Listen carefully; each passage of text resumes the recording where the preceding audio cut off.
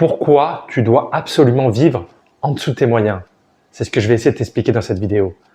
Il faut savoir que c'est contre-intuitif parce que 80% des gens vivent soit à l'équilibre, soit au-dessus de leurs moyens. Et ils vont être obligés de faire des crédits pour payer leurs factures. Mais moi, ce que je vous dis, c'est la raison essentielle pourquoi il faut absolument que tu vives en dessous de tes moyens. Quand je dis en dessous de tes moyens, ça veut dire qu'il faut au moins que tu aies 20% d'économie dans ce que tu gagnes. Épargner 20% de ton salaire. Donc, si jamais tu gagnes, par exemple, 2000 €, il faut que tu arrives à mettre 400 € tous les mois. Et j'irai même plus loin. Il faut même que tu apprennes à savoir ce qui est essentiel pour toi, le minimum qu'il te faut pour vivre. Et moi, par exemple, j'ai un équilibre avec 500 € par mois.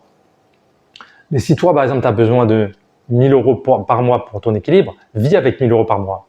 Et après que tu gagnes 1000 €, 1500, 2000, 3000, 5000, continue à vivre avec 1000 € par mois. Je vais t'expliquer pourquoi. On a l'impression que si jamais on a plus d'argent, il faudrait se permettre de profiter un peu. On va en profiter, on a plus d'argent, on va se faire plaisir. Et c'est là le gros piège, quoi. C'est vraiment le plus gros piège, c'est de se dire profiter serait l'inverse d'économiser. Comme s'il y avait des vases communicants, c'est soit tu profites, soit tu économises, et que c'était les opposés. C'est complètement faux en vrai. En vrai, économiser, c'est pouvoir choisir. Ça n'a rien à voir avec le fait de se priver. Alors certes, c'est l'impression qu'on donne, parce que quand on regarde, si vous regardez ma vie, si vous regardez comment je dépense mon argent, vous allez dire « ouais, mais tu profites pas ». Parce que je ne fais pas des choses futiles, enfin que moi je considère futiles. Ce que je considère futile, ça va être d'aller boire des verres, aller au café, aller au cinéma, enfin tout plein de sorties comme ça qui ne m'intéressent pas. Pour moi, je trouve ça futile. Et vous allez vous dire non, mais ça c'est pas futile. Mais en vrai, si vous réfléchissez bien, est-ce que c'est vraiment essentiel pour vous?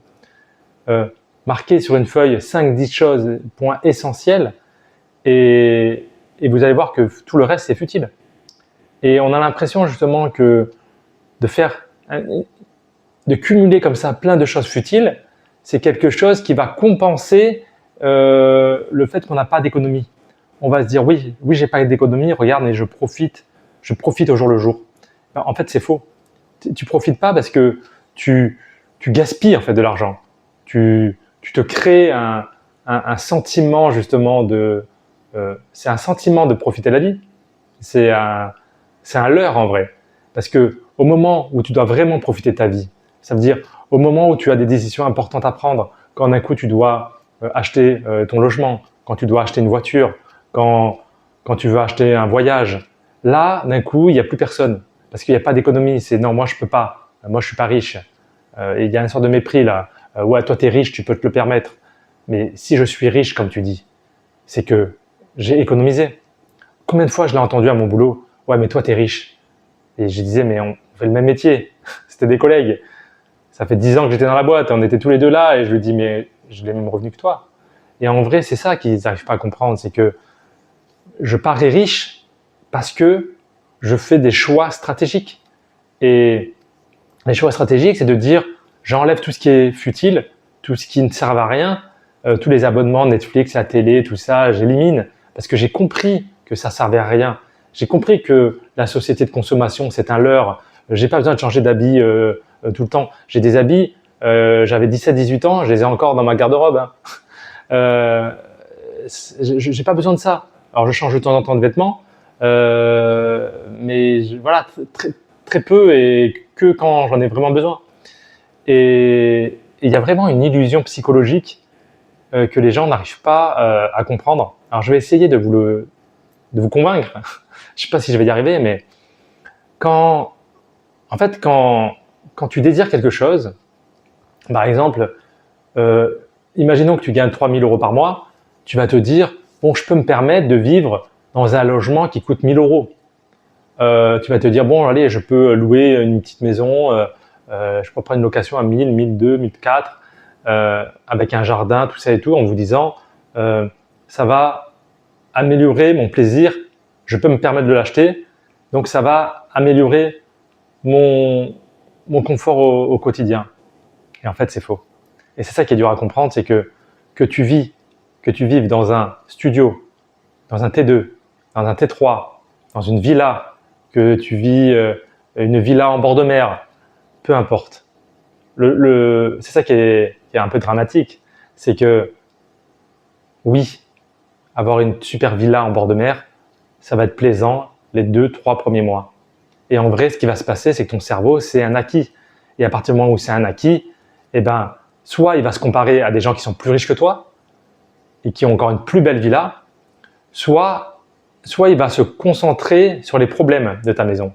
Elle a beau être en bord de mer, vous allez vous dire, vous allez entendre, je sais pas, qu'il y a des marées, qu'il y a, je sais pas moi, des tsunamis.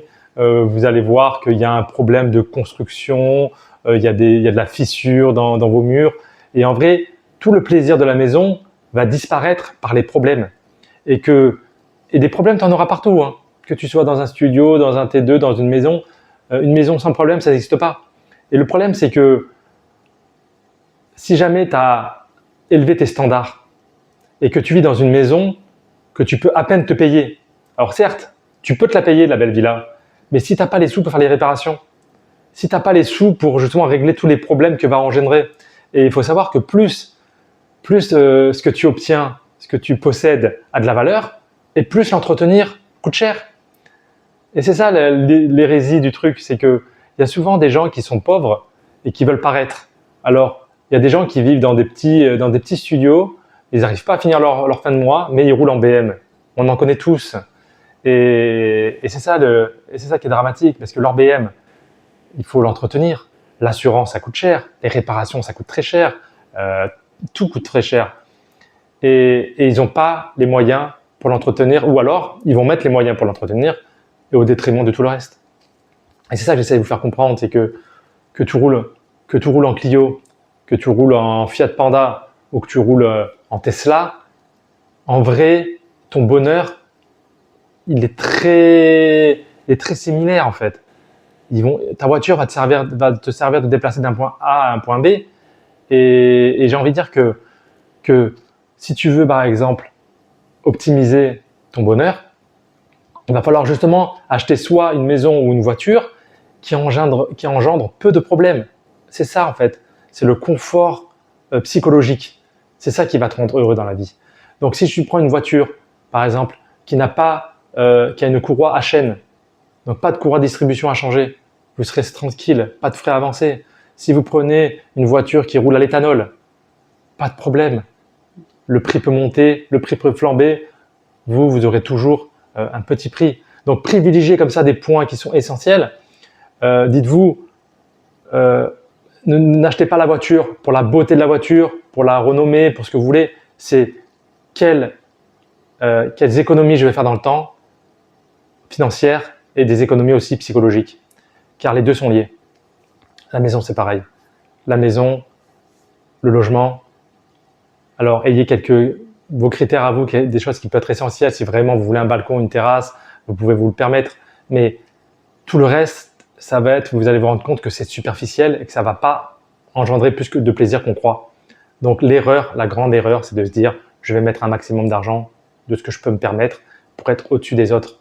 Alors, c'est vrai qu'il y a un effet, quand vous allez chez quelqu'un qui a moins que vous allez regarder, vous allez vous comparer, parce qu'on se compare tous. Si vous venez chez moi, vous allez dire, ouais, bon, chez Nicolas, c'est petit, c'est pas fou, c'est une maison de village. Ouais, si vous vous comparez, vous allez dire, putain, moi je suis bien content d'avoir ma maison avec mon jardin. Et je serais d'accord avec vous. Même moi, je vous envie. Pourquoi moi je vous envie? Parce que vous êtes mieux que moi. Mais en vrai, vous, qu'est-ce que vous allez faire? Une fois que vous allez être chez vous, 90% du temps, vous allez juste regarder votre habitation et regarder les problèmes qu'il y a là, et vous allez vous comparer à des gens plus riches que vous. Donc moi, j'ai pas votre problème. Tu vois, je sais pas comment vous expliquer. C'est moi, chez moi, je vois les petits problèmes de ma maison, mais mon confort et mon bonheur se lie uniquement à ça en fait. J'ai pas, et j'ai comme vous le sentiment de me dire finalement je suis bien. Il y a des SDF, il y a des gens qui sont dans des endroits où c'est humide, où voilà, il y en a qui vivent dans des trucs encore pires que moi. Donc en fait, on est pareil. Il y a pire que nous, il y a moins pire que nous, et il sera toujours pareil. Donc en vrai, votre bonheur sera toujours constant. Et c'est pour ça que si jamais tu vis en dessous de tes moyens, ça va te permettre non seulement donc de créer du pouvoir d'achat qui va être énorme, mais enlevez-vous ce biais psychologique de croire qu'on ne profite pas et qu'on sera plus heureux. Déjà, ça c'est vraiment le point le plus important. Ensuite, l'avantage, tous les avantages qu'il y a, ne pas vivre à crédit. Le crédit, c'est un piège. Un crédit, ça te rend pauvre, ça te ferme toutes les portes, ça t'oblige à continuer à travailler, t'es obligé tu ne pourras pas refuser certaines choses, tu ne pourras pas dire non à ton patron, vous allez vous enfermer comme ça. C'est ça le problème aussi quand vous vivez au-dessus de vos moyens ou à l'équilibre, c'est que si vous avez envie de claquer la porte, si vous avez envie de démissionner, vous ne pouvez pas.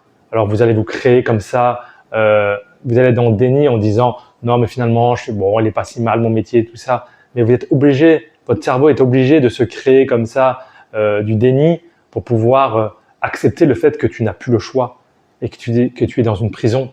Donc libère-toi de cette prison en faisant les bons choix et en vivant en dessous de tes moyens. Vis en dessous de tes moyens. C'est le meilleur conseil qu'on peut donner aux gens en fait. Si jamais tu vis en dessous de tes moyens, tu vas te sentir libre. Libre parce que tu peux choisir dans quoi tu dépenses et tu vas pouvoir des fois dépenser sans regarder. C'est ça qui est bien, c'est que toute l'année tu économises et si d'un coup demain tu dois changer en même temps le frigo, le lave-vaisselle et changer ta voiture, tu as l'argent pour ça. Et quel confort mental quand il y a un problème de sortir l'argent pour régler les problèmes. C'est vraiment un confort mental qui est tellement puissant. Mais si jamais tu l'utilises, si ton argent tu l'utilises pour des futilités au quotidien, tu n'as pas cette réserve d'argent qui te permet justement de régler les vrais problèmes de ta vie, pas les petits problèmes ridicules. Donc voilà, je ne sais pas si je vous ai convaincu de vivre en dessous de ses moyens. Et je pense que c'est vraiment la chose qui est essentielle. C'est vraiment quelque chose que j'aimerais transmettre aux gens. Je n'ai pas l'impression que ça parle aux gens. Je sais que je parle un peu dans le vide. Et je me dis, s'il y a une ou deux personnes comme ça qui peuvent se dire « Waouh, ce qu'il dit, c'est inspirant j'aurais réussi ma mission. » Je te laisse me mettre tes commentaires de ce que tu en penses en dessous de la vidéo. Voilà. Mets-moi des commentaires, je réponds à tout le monde et je te dis à bientôt.